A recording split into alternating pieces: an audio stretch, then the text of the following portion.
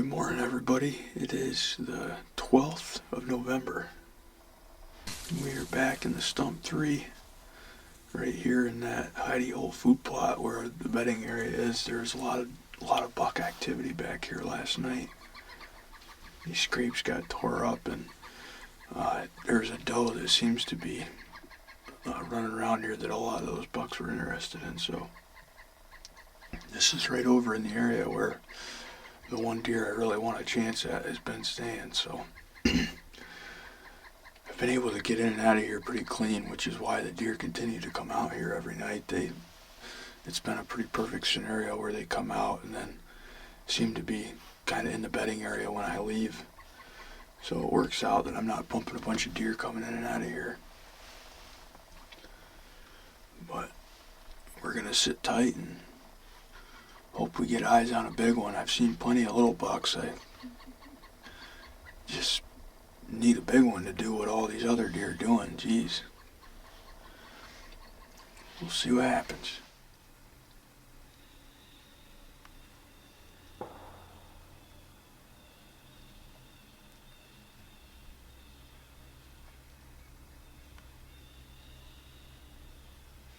Well, I'm calling it quits on the morning hunt here, everybody. We ended up getting totally skunked, not a deer.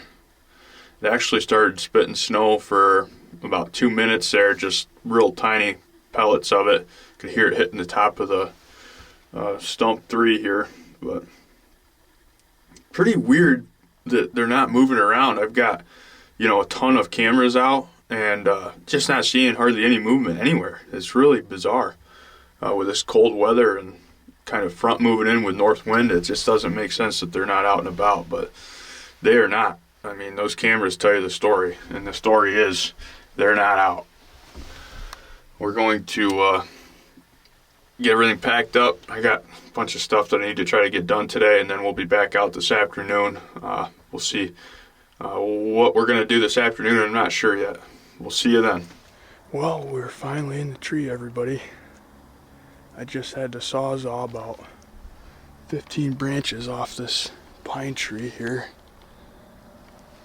I don't know if you can even see them back there, but I just did a lot of sawzalling to get to this spot in this tree.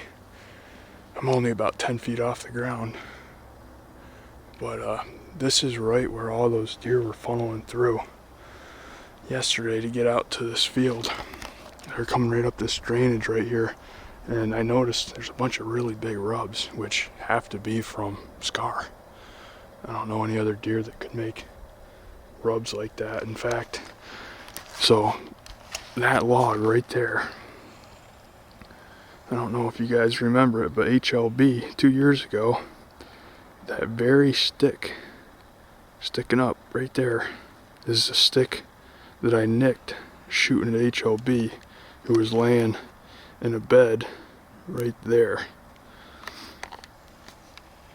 That's right where HLB had bedded down that day. I shot at him from way up there, long ways through the woods, but these deer are funneling right up out of the swamp, right through this drainage right here, and they're walking right through here, and right through here.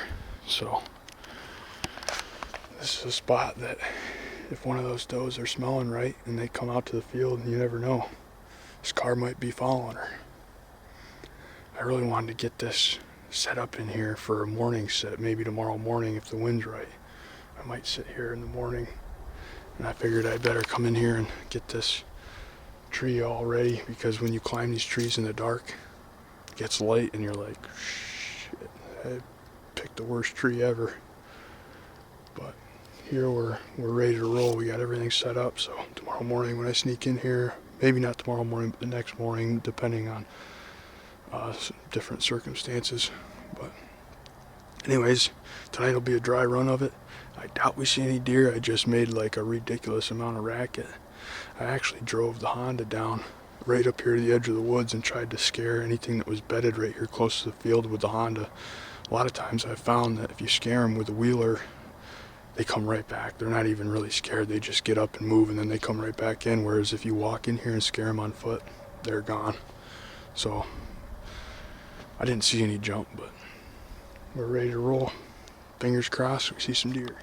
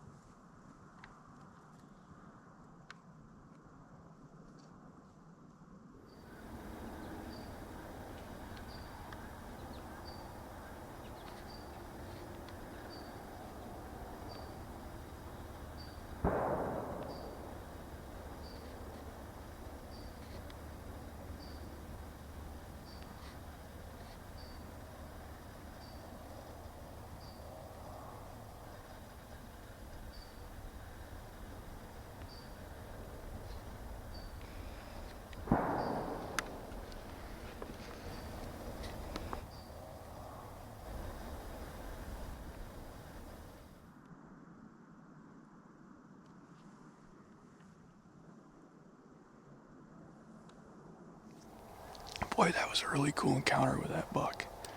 He walked the edge of the swamp down here, and he got a little ways away from me, and I'm like, I'll grunt at it and see if I can get him to come back. And he right to me. I mean, beeline. I gave him just some soft grunts, and then when I seen that he noticed it, he was standing there, and I hit him with a couple more, and you could see he bristled up, and he just walked it right in. I mean, right to 15 yards, and then he got behind me. I'm surprised he didn't actually win me back there, but he ended up going up to the top of the edge of the field up here and ripping those scrapes up, and then ended up seeing him come right back down the edge of the swamp here, and then going back the other way. Pretty darn cool encounter, though. It's a real tall, unique buck. It's one that doesn't live here. That's a deer that I've got pictures of him, but very sporadically. It's a deer that's definitely off of, I think from another woodlot or from the neighbor's woods or something. It's not one that has spent much time in here. He's definitely on the move. Now, if we could get Scar to do that, we'll be in business. Pretty cool encounter nonetheless, though.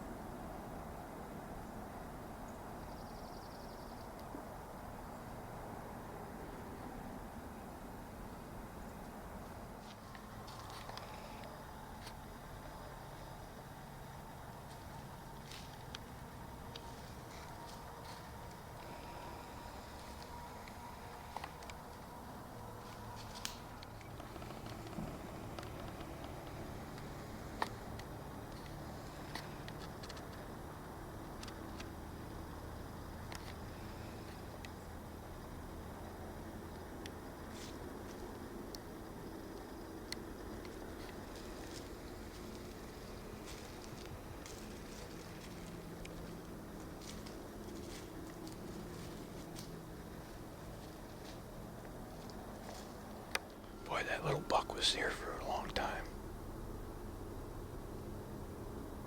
I keep hearing all kinds of stuff down in the swamp down there. Sounds like the whole town's sighting in their rifles tonight. Jesus, every time somebody's shooting right over here in the field, and it's scaring the crap out of me every time it goes off. But we've had an awesome night. Just that 2-year-old buck, he might have been 3. He might have been a 3-year-old, judging by the, he might have been a week 3 or a big 2. I don't know. Either way, it'll be a lot nicer next year. That little buck, though, he was catching my wind right behind me, and couldn't really figure it out, and ended up coming right under the tree. We'll keep our eyes peeled here and see if anything else shows up. I got a good dry run on this tree, though. There's a few things that I know I need to cut one more limb over here, and then when I set this camera up, I've got to set it up on the other side of me, because a lot of this movement's on my right side, and trying to video, I can't get the camera around my body to video over here unless I swing it in the inside, but there's a branch on the inside, so I really should set this camera up on the other side of me for tomorrow, or the next day when I come back in here. So it's stuff like that you don't really realize, that you have to hunt a certain tree just to learn kind of the best way to hunt it and set everything up, especially if you're going to film like I do. You have to, it's a lot more to it than just climbing a tree and getting things set up. Like both those bucks, when they went around behind me, I couldn't physically get the camera around to really video them because of this branch in the tree the way it is. I'll do a lot better job. Jesus. Got that every time. I'll do a lot better job with the camera on the other side of the tree tomorrow.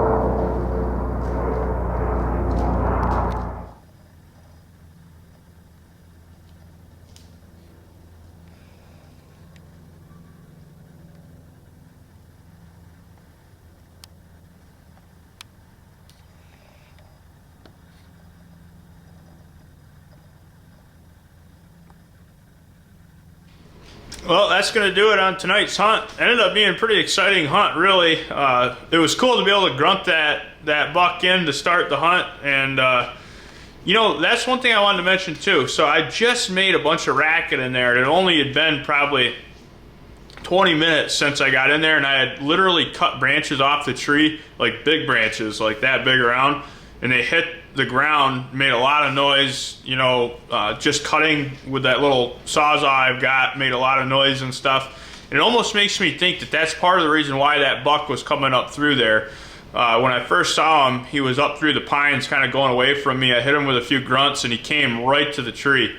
So it almost makes me think that making that noise is part of the reason he was up there, but you know, you'll never really know, but it just seemed like a coincidence, more than a coincidence that it happened that way.